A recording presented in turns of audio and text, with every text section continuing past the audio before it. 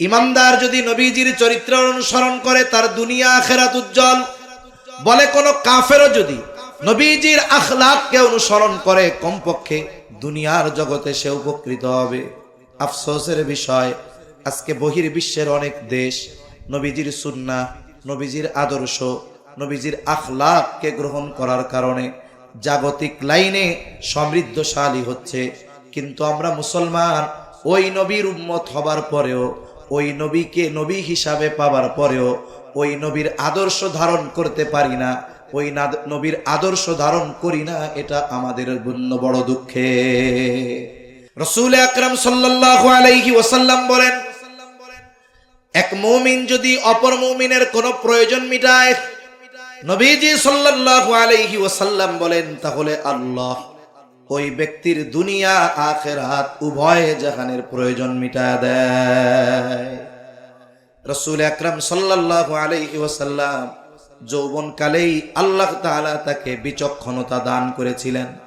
ওনার সিদ্ধান্তের কারণে কুরাইশদের মধ্যে প্রায় হতে যাওয়া বড় ধরনের সংঘর্ষ থেকে ওই জাতি বেঁচে গেছে।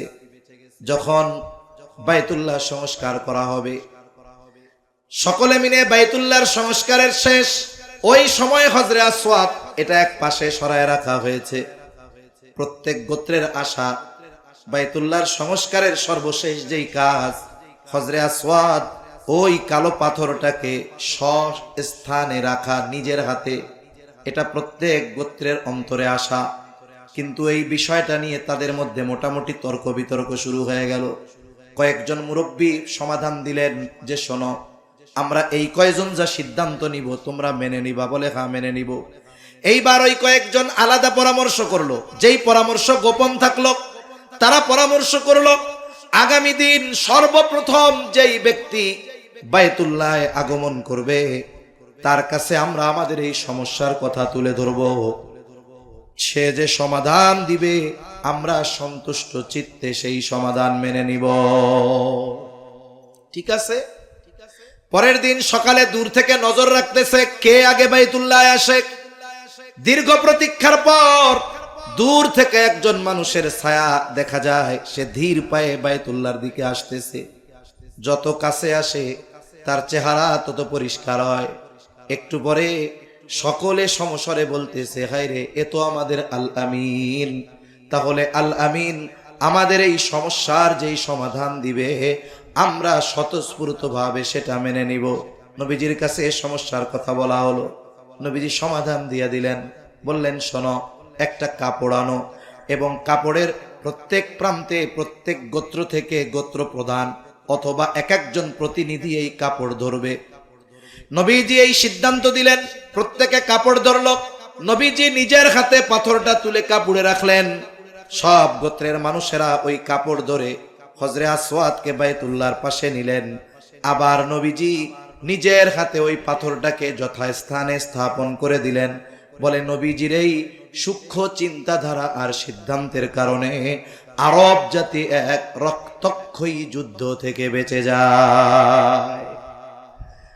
নবীজি সাল্লাল্লাহু আলাইহি ওয়াসাল্লাম আরব জাতির কাছে কত প্রিয় ছিলেন, কিন্তু যখন প্রকাশ্যে ঈমানের দাওয়াত দিবেন, কাফেররা নবীজির বিরুদ্ধে চলে গেছে। একটা মানুষকে যদি সমাজের মানুষের সামনে হেয় প্রতিপন্ন করতে হয়, অগ্রহণযোগ্য হিসাবে তুলে ধরতে হয়, তাহলে তার চরিত্রের উপরে আঘাত করতে হয়।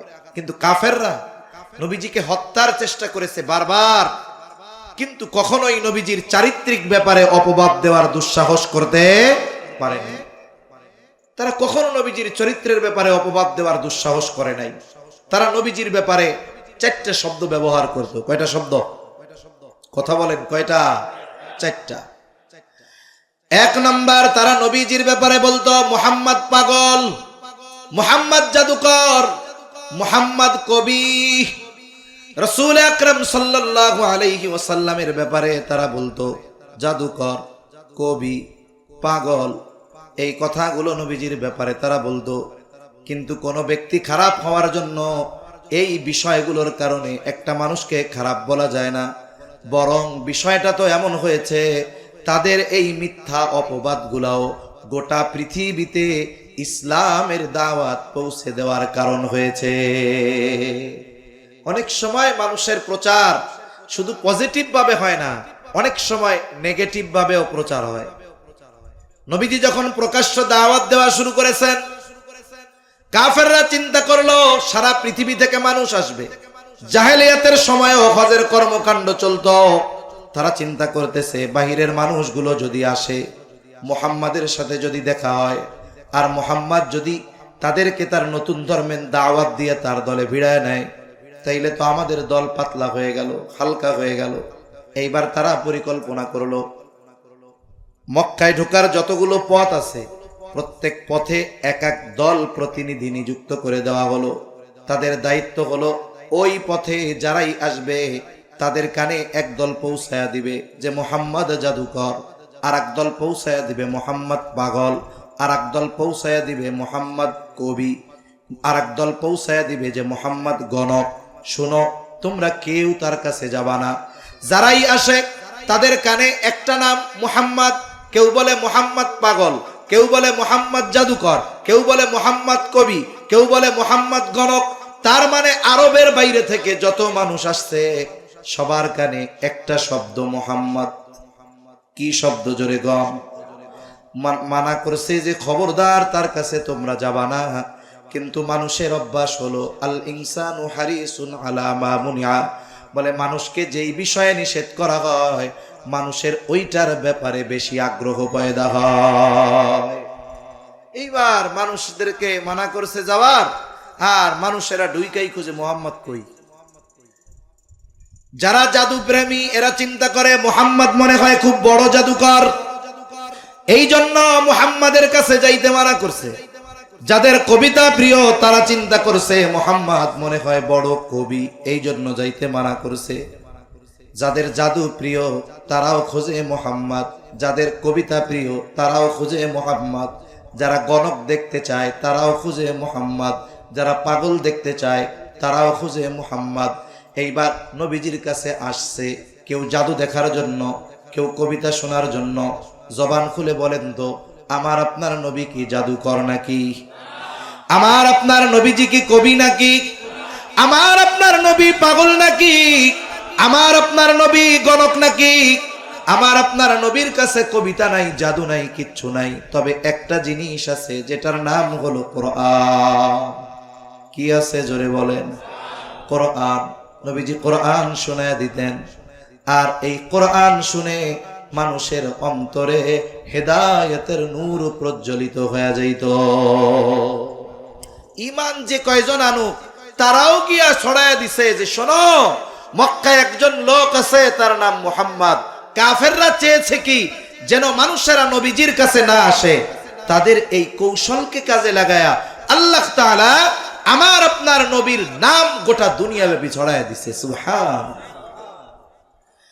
আমার আপনার নবী সর্বোত্তম আখলাকওয়ালা নবী। আমার আপনার নবীর চরিত্রের মধ্যে কোনো অপূর্ণাঙ্গতা নাই। এজন্য নবীজি সাল্লাল্লাহু আলাইহি ওয়াসাল্লাম বলেন, ইন্নামা বুইসতু লিউতাম্মিমা মাকারিমাল আখলাক। নবীজি সাল্লাল্লাহু আলাইহি ওয়াসাল্লাম বলেন, আমাকে উত্তম চরিত্রে পরিপূর্ণতা প্রদানার্থে প্রেরণ করা হয়েছে। আমার আপনার নবীর আগে যত নবী দুনিয়ায় আসছে সব নবী উত্তম চরিত্রওয়ালা, কোনো সন্দেহ নাই। কিন্তু আমার আপনার নবী শুধু উত্তম চরিত্রওয়ালা নবী এমন নয়, বরং আমার আপনার নবী হলেন উত্তম চরিত্রে পরিপূর্ণতা দান করনেওয়ালা নবী। এজন্য আমার আপনার নবীজির চরিত্রের সত্যায়ন দুনিয়ার কোনো মানুষ করে নাই। আমার আপনার নবীজির নবুয়তির পর ওই চরিত্রের সত্যায়ন যিনি করেছেন তিনি কে? আরো জোরে বলেন কে? আল্লাহ তাআলা বলেন, ওয়া ইন্নাকা লাআলা খুলুকিন আযীম। আল্লাহ তাআলা বলেন আপনি মহান চরিত্রে অধিষ্ঠিত। তার মানে আমার আপনার নবীর চরিত্র হলো এমন এক চরিত্র, ওই চরিত্রকে যদি আমরা অনুসরণ করি, অনুকরণ করি, আশা করা যায় এই পৃথিবীতে মুসলমানদের জয়ের এই নিশানাকে, জয়ের এই ঝান্ডাকে দুনিয়ার কোনো মানুষ ঠেকাতে পারবে না। কিন্তু আফসোস, নবীজির সেই রেখে যাওয়া আখলাক নবীজির সেই রেখে যাওয়া চরিত্র থেকে আমরা অনেক দূরে চলে গেছি। এজন্য আজকে সাময়িকভাবে আমাদের উপরে কিছু মুসিবত আসতেছে, তবে হ্যাঁ, আমরা যদি ফিরে আসি তাহলে আল্লাহ তাআলা আমাদেরকে আবারও সেই গৌরবময় অতীতের মতো আমাদের ওই অবস্থাকে আবার সে জায়গায় নিয়ে যাবেন ইনশাআল্লাহ। এজন্য আল্লাহ রাব্বুল আলামিন কোরআনুল কারীমের ওই আয়াতে বলেন, লাকাদ কানা লাকুম ফি রাসূলিল্লাহি উসওয়াতুন হাসানাহ। আল্লাহ তাআলা বলেন, তোমাদের জন্য রাসূলের জীবন আদর্শের মধ্যেই রয়েছে উত্তম আদর্শ। যেহেতু নবীজির আখলাক পরিপূর্ণ, নবীজির চরিত্রের সত্যায়ন করেছেন আল্লাহ, বলে এই চরিত্রের অনুসরণ যারাই করবে তারাই সফল হয়ে যাবে। ইমানদার যদি নবীজির চরিত্রের অনুসরণ করে তার দুনিয়া আখিরাত উজ্জ্বল। বলে কোন কাফেরও যদি নবীজির আখলাককে অনুসরণ করে কমপক্ষে দুনিয়ার জগতে সে উপকৃত হবে। আফসোসের বিষয়, আজকে বহির্বিশ্বের অনেক দেশ নবীজির সুন্নাহ, নবীজির আদর্শ, নবীজির আখলাককে গ্রহণ করার কারণে জাগতিক লাইনে সমৃদ্ধশালী হচ্ছে, কিন্তু আমরা মুসলমান ওই নবীর উম্মত হবার পরেও, ওই নবীকে নবী হিসাবে পাবার পরেও ওই নবীর আদর্শ ধারণ করতে পারি না, ওই নবীর আদর্শ ধারণ করি না, এটা আমাদের জন্য বড় দুঃখে। এজন্য নবীজির আদর্শের আলোকে আমাদের রাষ্ট্র ব্যবস্থা, ব্যক্তিগত জীবন, সামাজিক জীবন, রাজনৈতিক জীবন, অর্থনৈতিক জীবন এটাকে গড়ে তুলতে হবে, তাহলে সফলতার পূর্ণ শিখরে পৌঁছানো যাবে ইনশাআল্লাহ। কারণ নবীজির চরিত্র হলো কোরআন। নবীজির চরিত্র কি? কোরআন। কোরআন হলো লিখিত, আর নবীজি হলেন জীবন্ত কোরআন। আয়েশা সিদ্দিকা রাদিয়াল্লাহু তাআলা আনহার কাছে একজন এসে জিজ্ঞাসা করে, আয়েশা, রাসূল আকরাম সাল্লাল্লাহু আলাইহি ওয়াসাল্লামের চরিত্রের ব্যাপারে কিছু বলেন। আয়েশা সিদ্দিকা রাদিয়াল্লাহু তাআলা আনহা বলেন, তুমি কি কোরআন পড়ো নাই? লোকটা বলে, হ্যাঁ পড়েছি। এবার আয়েশা সিদ্দিকা রাদিয়াল্লাহু তাআলা আনহা জবাব দিলেন, কানা খুলুকুহুল কোরআন। তিনি জবাব দিলেন, কোরআনই হলো নবীর চরিত্র। তাহলে এই কোরআন ছেড়ে, নবীজির আদর্শ ছেড়ে আমরা কোন পথে চলতেছি? ওই পথ যখন ছেড়েছি, জালেমরা আমাদের উপরে চেপে বসতেছে। আমাদের মুসলমানদেরকে নির্বিচারে মুসলিম দেশে জুলুমের শিকার হওয়া লাগতেছে।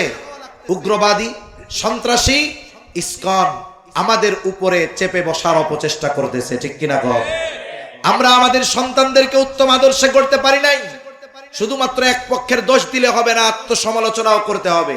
কেন মুসলমান নারীরা কেন অমুসলিমদের প্রেমের ফাঁদে পা দিবে? মনে রাখতে হবে, ইসলাম ফ্রি মিক্সিং কে নিষিদ্ধ করেছে। ইসলামে ফ্রি মিক্সিং কি নিষিদ্ধ? এই বিষয়টা কোন পর্যায়ে চলে গেছে চিন্তা করেন, যে আজকে হিজাবধারী মেয়েরাও, মুসলিম ঘরের মেয়েরা, এমনকি মাদ্রাসায় পড়ে এমন মেয়েরাও এই হিন্দু সম্প্রদায়ের ইসকনের উগ্র জঙ্গিদের লালসার শিকার হতে বাধ্য হচ্ছে, ঠিক কিনা বলে?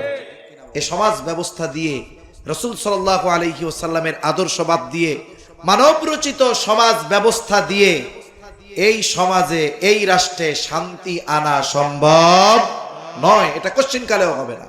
এখন বলতে পারেন, হুজুর আমরা কি করতে পারি? পরিবর্তনের শুরু হতে হবে নিজের থেকে, যে আমি রাসূল সাল্লাল্লাহু আলাইহি ওয়াসাল্লামের আদর্শ কতটুকু ধারণ করলাম, আমি রাসূল সাল্লাল্লাহু আলাইহি ওয়াসাল্লামের সুন্নাহকে কতটুকু ধারণ করলাম, সাথে সাথে রাসূল সাল্লাল্লাহু আলাইহি ওয়াসাল্লামের এই আদর্শ সমাজে বিস্তারের ক্ষেত্রে আমি কতটা ভূমিকা রাখলাম। এই বিষয়গুলো নিজেকে নিজে প্রশ্ন করতে হবে। এজন্য পরিবর্তনের শুরু করতে হবে নিজের থেকে। আমাকে চিন্তা করতে হবে, এই দুনিয়া ছেড়ে আমাকে যাওয়া লাগবে, লাগবে কি লাগবে না? মানুষ যখন মারা যায়, কবরের মধ্যে রাখার আগে একটা দোয়া পড়ে। একজন মানুষ মারা গেল, মারা যাবার পর তারে গোসল দেওয়া হলো, কাফন দেওয়া হলো, এবার তার জানাজা কমপ্লিট।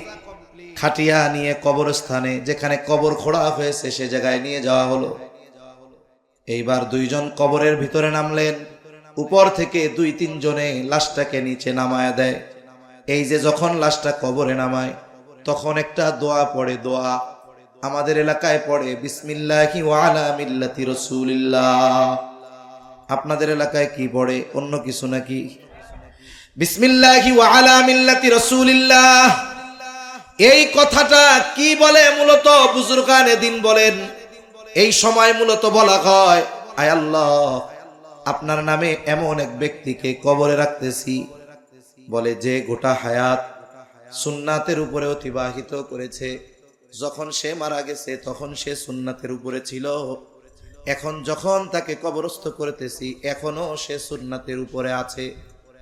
এখন বলেন তো, ওই লোকটা জীবনে কোনোদিন রাসূলের আদর্শকে ধারণ করে নাই, রাসূলের সুন্নাহর উপরে জীবন চালায় নাই, রাসূলের কোনো সুরাত তার মধ্যে নাই, রাসূলের সিরাত তার মধ্যে নাই।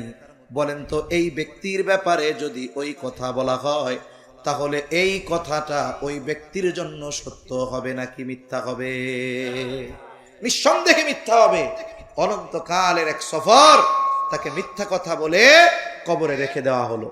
এজন্য জীবনটা এমন ভাবে গড়া দরকার যে আমি যখন যেখানেই মারা যাই না কেন, কারণ কোন জায়গায় কোন সময় আমার আপনার মৃত্যু হবে এর কোনো নিশ্চয়তা আছে? আমি এখান থেকে বাড়িতে ফিরে যেতে পারবো কিনা এর কোনো নিশ্চয়তা আছে? আগামীকালের সূর্যোদয় আমার এই দুই চোখ দেখতে পারবে কিনা এর কোনো নিশ্চয়তা আছে? এর কোনো নিশ্চয়তা নাই। তাহলে জীবন কেন এইভাবে করতেছি না যে আমার যদি এখনই মৃত্যু হয় আমার ব্যাপারে ওই কথাটা যেন সত্য হয়? এইভাবে জীবন গড়া দরকার। এভাবে যদি আমরা আমাদের জীবন গড়তাম, আমরা আমাদের অধীনস্থদেরকে যদি এইভাবে গড়ে তুলতে পারতাম, তাহলে আজকে 92% মুসলমানের দেশে আমাদেরকে মাজলুম হওয়া লাগতো না, আমাদের সাথে সংখ্যালঘুর মতো আচরণ হতো না। ইসলামের কথা বলার কারণে, হক কথা বলার কারণে, রাষ্ট্রের পক্ষে বলার কারণে, দেশের পক্ষে বলার কারণে টঙ্গীর ইমাম সাহেবকে গুম হওয়া লাগতো না। এজন্য সম্মানিত উপস্থিতি, রাসূলের আদর্শের মধ্যেই আমাদের সফলতা রয়েছে। সাথে সাথে একটা বিষয় আমাদের মনে রাখতে হবে, আমাদের দল, মত, গোত্র, পরিচয়, গায়ের বর্ণ ভিন্ন থাকতে পারে, মতাদর্শের ভিন্নতা থাকতে পারে, তবে আমাদেরকে অবশ্যই দ্বীনের ব্যাপারে, ইসলামের ব্যাপারে, দেশের ব্যাপারে ঐক্যবদ্ধ থাকতে হবে। রাসূল আকরাম সাল্লাল্লাহু আলাইহি ওয়াসাল্লামের অন্তরেও দেশপ্রেম ছিল, রাসূলের অন্তরে দেশপ্রেম ছিল। এজন্য প্রত্যেকটা ইমানদার নাগরিকের অন্তরে দেশপ্রেম থাকা দরকার। যদিও কথা আর কি, এটা হাদিস না, হুব্বুল ওয়াতান মিনাল ঈমান, স্বদেশ প্রেম ঈমানের অঙ্গ, এটা হাদিস না। কিন্তু কথাটা এরকম যে মাতৃভূমির প্রেম নবীজির অন্তরে ছিল। নবীজি যখন মক্কা থেকে মদিনায় হিজরত করবেন, আল্লাহর নির্দেশ, রাসূলুল্লাহ সাল্লাল্লাহু আলাইহি ওয়াসাল্লাম পথ চলতেছে, সাথে আবু বকর সিদ্দিক রাদিয়াল্লাহু তাআলা আন, নবীজির দু চোখ বেয়ে অশ্রু পড়তেছে, নবীজি কান্না করে আর বারবার পেছনের দিকে তাকায়। আবু বকর সিদ্দিক রাদিয়াল্লাহু তাআলা আনহু জিজ্ঞাসা করেন, ইয়া রাসূলুল্লাহ, আপনি কেন কান্না করতেছেন? নবীজি বলেন, ও আবু বকর, এই তো সেই মক্কা যেই জায়গায় আমার শৈশব কৈশোর অতিবাহিত হয়েছে, আমার যৌবন অতিবাহিত হয়েছে। ও আবু বকর, এই জায়গায় তো আছে সেই আল্লাহর ঘর, আমি যেই ঘরের সামনে সেজদা দিয়ে আমার আত্মার তৃপ্তি লাভ করতাম, এখানেই তো আমার হায়াতের অনেক অতিবাহিত হয়েছে। তিনি এইভাবে মক্কাকে উদ্দেশ্য করে বলতেছিলেন, ও মক্কা, আমি তো তোমার বুকে আমার জীবনের গোটা হায়াত অতিবাহিত করতে চেয়েছিলাম, কিন্তু তোমার বুকে বসবাসকারী কিছু সন্তানের জন্য, মানুষের জন্য আমার এই আশা পূরণ হলো না। নবীজি আল্লাহর নির্দেশে মক্কা থেকে মদিনায় হিজরত করেছেন, কিন্তু তার জন্মভূমি মক্কার জন্য তার অন্তরে মায়া ছিল কি ছিল না? এজন্য আমাদের অন্তরে স্বদেশ প্রেম থাকতে হবে। মনে রাখতে হবে, একমাত্র প্রকৃত ইমানদার যারা, এদের অন্তরেই দেশ প্রেম আছে, এদের অন্তরেই উম্মাহ প্রেম আছে। এই জন্য দলমত নির্বিশেষে আমাদেরকে দ্বীনের ব্যাপারে, দেশের ব্যাপারে সকল ভেদাভেদ ভুলে ঐক্যবদ্ধ থাকতে হবে, সচেতন থাকতে হবে। একের পর এক ষড়যন্ত্রের ফাঁদ আমাদের সামনে আছে, কারণ এই উপমহাদেশে সবচাইতে বড় ফাঁদ হলো সাম্প্রদায়িক দাঙ্গা লাগায় দেওয়া। যদি দাঙ্গা লাগায় দিতে পারে, যাদের কারণে এই অরাজকতার সৃষ্টি হবে, এদের কথা বিশ্ববাসীর কাছে যাবে না। যেমন কয়েকদিন আগে রংপুরের গঙ্গা চড়ায় খবর হয়েছে কি, এক ঘটনাকে কেন্দ্র করে মুসলমান সম্প্রদায় হিন্দুদের ঘরবাড়ি সব ভেঙে ফেলছে। এটা হলো খবর। বিষয় হলো এই ঘটনাটা ঘটার কারণটা কি ছিল? একটা ক্রিয়া হয়, এরপরে প্রতিক্রিয়া হয়। মূল কাজটা কি হয়েছে? যখন ইসলাম অবমাননা করা হয়েছে, নবীজিকে অবমাননা করা হয়েছে, তখন ধর্মপ্রাণ মুসলমান এরা নিজেদের জীবনের চাইতে কোরআন, আল্লাহ এবং রাসূলকে বেশি মহব্বত করে, ঠিক কিনা বলেন? কারণ ঈমানের দাবি এটা। ঈমানদার কখনো আল্লাহর ব্যাপারে কটূক্তি হবে, নবীজির ব্যাপারে কটূক্তি হবে, কোরআনের ব্যাপারে কটূক্তি হবে, ঈমানদার কখনো বসে থাকতে পারে না। জীবনের চাইতে তারা আল্লাহ এবং রাসূলকে ভালোবাসে। যেই দিন দিন অবমাননা হয়েছে, কোরআন অবমাননা হয়েছে, আল্লাহর ব্যাপারে কটূক্তি করা হয়েছে, সেই দিন কিন্তু আমাদের মুসলিম সম্প্রদায় অ্যাকশনে যায় নাই। আইনের প্রতি দেশের মুসলমানেরা শ্রদ্ধাশীল, অপেক্ষা করেছে। কিন্তু অপরাধীর ব্যাপারে প্রশাসনের গাফলতির কারণে, ঢিলামির কারণে, গুরুত্বহীনতা প্রদর্শনের কারণে মুসলিম তাওহীদি জনতা অ্যাকশনে যেতে বাধ্য হয়েছে, ঠিক কিনা বলেন? তাহলে এই পরিস্থিতি হওয়ার জন্য প্রথম দায়ীকে, যে ইসলামের ব্যাপারে কটূক্তি করেছে। এরপরে দায়ীকে বলে যারা ওই অপরাধীকে আটক করার ব্যাপারে বিলম্ব করেছে, এই কারণে পরিস্থিতি এরকম হয়েছে। তারপরে এই গাজীপুরের কালিয়াকৈরে কি হলো? এক হিন্দু কর্তৃক মাদ্রাসার এক বাচ্চা ধর্ষণ হলো, 13-14 বছর বয়স। আফসোসের বিষয়, 18 বছরের আগে যদি কেউ মেয়েকে বিবাহ দিতে চায়, মেয়ের ইজ্জতের নিরাপত্তার কারণে যদি বিবাহ দিতে চায়, তারা যদি খবর পায়, দলবদ্ধভাবে মুহূর্তের মধ্যে এসে মা বাবা অভিভাবকদেরকে আটক করে, বিবাহ ভাঙে, বররে আটকায়, বরের অভিভাবকদেরকে আটকায়, যে বিয়া পড়াইতে আসতে তারে আটকায়, যেই হুজুর আসতে তাকে আটকায়, কাজীকে আটকায়, খাবারগুলো নষ্ট করে। আপনি 18 বছরের আগে মেয়ে বিবাহ দিলে সেই বিবাহ ভেঙে দিতে পারেন। 18 বছরের আগে মেয়ের সতীত্বের হেফাজতের দায়িত্ব তাহলে কারা নিবে? এই নিশ্চয়তা দিতে হবে, মনে রাখতে হবে। আপনারা সতীত্বের হেফাজত করবেন না, ধর্ষককে জামাই আদর করবেন, অপরাধীদের জন্য আপনারা এসি গাড়ির ব্যবস্থা করবেন, আর মুসলমানদের উপরে জুলুম করবেন, ন্যায় বিচার বঞ্চিত করবেন, এই চিন্তা সহসায় আর করবেন না, ঠিক কিনা বলেন? সেজন্য মনে রাখতে হবে ভাই, আমরা যদি ঐক্যবদ্ধ না থাকি, নবীজি সাল্লাল্লাহু আলাইহি ওয়াসাল্লামের শিক্ষা আদর্শগুলোর মধ্যে অন্যতম শিক্ষা হলো মুসলমানদের ঐক্যবদ্ধ থাকতে হবে। যেই জাতি ঐক্যবদ্ধ, তারা যদি কোনো কাজের সফলতার জন্য এক হাতের উপরে আর এক হাত রাখে, বলে এই ঐক্যবদ্ধ দল যারা, তাদের হাতের উপরে আল্লাহর হাত থাকে। আল্লাহ রাসূল সাল্লাল্লাহু আলাইহি ওয়াসাল্লাম বলেন, ইয়াদুল্লাহি আলাল জামাআহ, যারা ঐক্যবদ্ধ তাদের উপরে আল্লাহ তাআলার হাত থাকে, তাদের উপরে আল্লাহর রহমত থাকে। সেজন্য সমস্ত ভেদাভেদ ভুলে দ্বীন ও ইসলাম ও দেশের ব্যাপারে আমাদের ঐক্যবদ্ধ থাকতে হবে। থাকবো তো ইনশাআল্লাহ। শুনেন, মতাদর্শের ভিন্নতা থাকবে, কিন্তু সে তো মুসলিম, সে তো কাফের নয়। আমরা আরেক মুসলিম আরেক মুসলিমের এই দলের ভিন্নতার কারণে এমন কোন আচরণ করব না যাতে সে কষ্ট পায়। কারণ প্রকৃত মুসলমান হতে হলে নবীজির শিক্ষা হলো আল মুসলিমু মান সালিমাল মুসলিমুনা মিন লিসানিহি ওয়া ইয়াদিহি। প্রকৃত মুসলমান হলো সে যার জবান এবং হাতের অনিষ্ট থেকে অপর মুসলমান নিরাপদ থাকে। এই হলো প্রকৃত মুসলিম। অথচ আমি যদি আমার মুসলিম ভাইকে গালি দেই, আমি যদি আমার মুসলিম ভাইয়ের গীবত করি, আমি যদি আমার মুসলিম ভাইকে অপবাদ দেই, অবশ্যই এটা সমচীন হবে না। সাথে সাথে আপনাদের কাছে এটাও অনুরোধ রাখবো, আল উম্মাহ ফাউন্ডেশন, একঝাঁক তরুণ যুবক এরা এই ফাউন্ডেশন প্রতিষ্ঠা করেছে। এদের লক্ষ্য উদ্দেশ্য অনেক সুন্দর। আমার দৃঢ় বিশ্বাস, এরা যদি রাসূল আকরাম সাল্লাল্লাহু আলাইহি ওয়াসাল্লামের প্রতিষ্ঠিত হিলফুল ফুজুল এইটাকে সামনে রেখে সামনে অগ্রসর হয়, ইনশাআল্লাহ এই তরুণ যুবকদের মাধ্যমে বিপ্লব ঘটবে ইনশাআল্লাহ। সেজন্য কি করা দরকার? আমাদের সহমর্মিতা তাদের দরকার, আমাদের পরামর্শ তাদের দরকার। আমাদের কাজ হলো কি, আমরা নিজেরা না করতে পারলেও সমালোচনা করতে পারি খুব সুন্দর। মনে রাখবেন, ত্রুটি বিচ্যুতি তাদের হবে যারা কাজ করবে, সমালোচনা তাদের হবে যারা কাজ করে, আর সমালোচনা তারাই করে যাদের দ্বারা কোনো কিছুই হয় না। এজন্য এই আল উম্মাহ ফাউন্ডেশনের সাথে আমরা থাকবো তো ইনশাআল্লাহ, থাকবো তো ইনশাআল্লাহ। আল্লাহ সুবহানাহু ওয়া তাআলা রাসূলের আদর্শে উজ্জীবিত হয়ে রাসূলের আখলাক পরিপূর্ণ আমাদের সকলকে ধারণ করার তৌফিক দান করুন। হিলফুল ফুজুল যেমন মানবতার কল্যাণে নিবেদিত প্রাণ ছিল, রাসূল আকরাম সাল্লাল্লাহু আলাইহি ওয়াসাল্লামের নবুয়তির আগে প্রতিষ্ঠিত ওই সংগঠন যেমন আরবের প্রত্যেকটা মানুষের হৃদয়ে স্থান করে নিয়েছিল, আমাদের এই তরুণ যুবক মুরব্বীদের পরামর্শে প্রতিষ্ঠিত এই আল উম্মাহ ফাউন্ডেশন, উলামায়ে কেরামের তত্ত্বাবধানে পরিচালিত এই আল উম্মাহ ফাউন্ডেশনও যেন শুধুমাত্র এই এলাকার মধ্যে সীমাবদ্ধ থাকে এমন নয়, গোটা দেশের মানুষের মধ্যে যেন এর পরিচিতি ছড়ায় পড়ে, সাথে সাথে প্রত্যেকটা মানুষের হৃদয়ে যেন তারা স্থান নিতে পারে।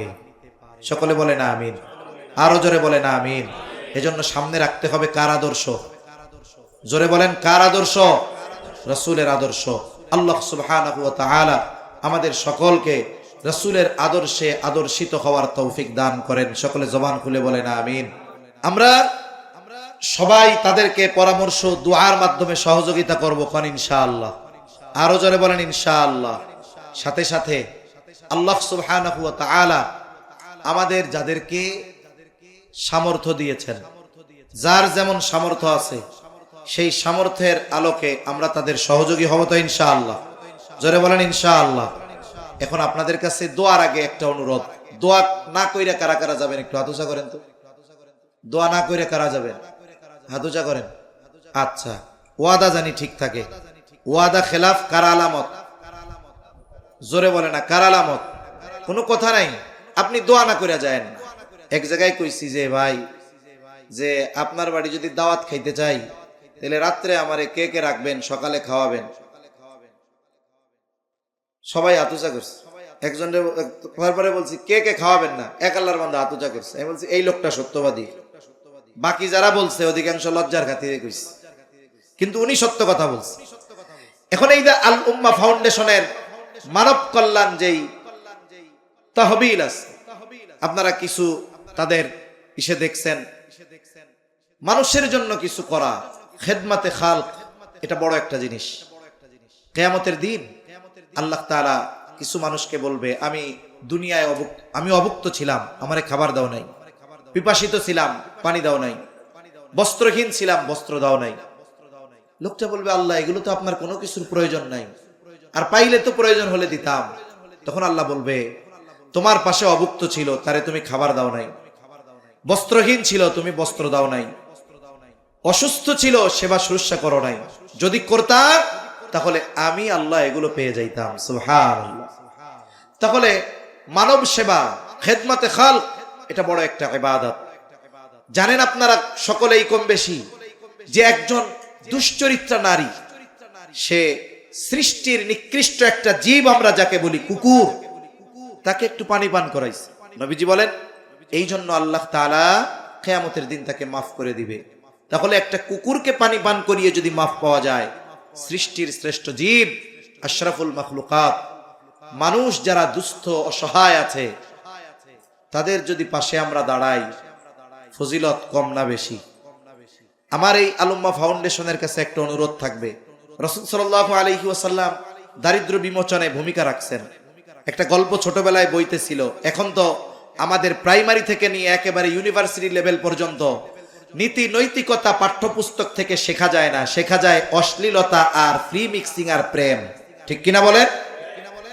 এক গরিব লোক আসছে তার আল্লাহ রাসূল সাল্লাল্লাহু আলাইহি ওয়াসাল্লামের কাছে ভিক্ষা নেওয়ার জন্য।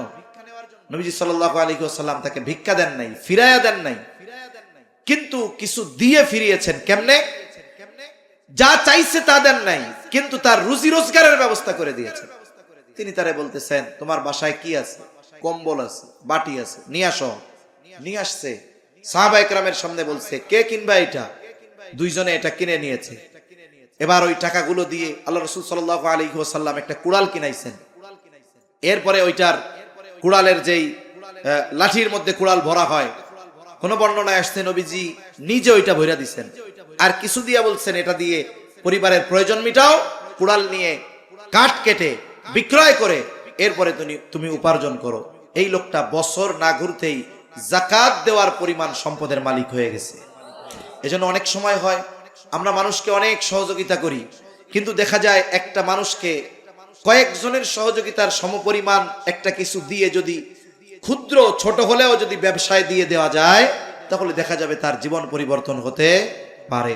এখন আমার একার দ্বারা তো কঠিন, কিন্তু 10 জনে যদি আমরা এনাদের কাছে দেই, বিশ্বস্ত এক মাধ্যম, তাহলে এই খেদমতটা আমাদের পক্ষ থেকে ওনারা করতে পারবে।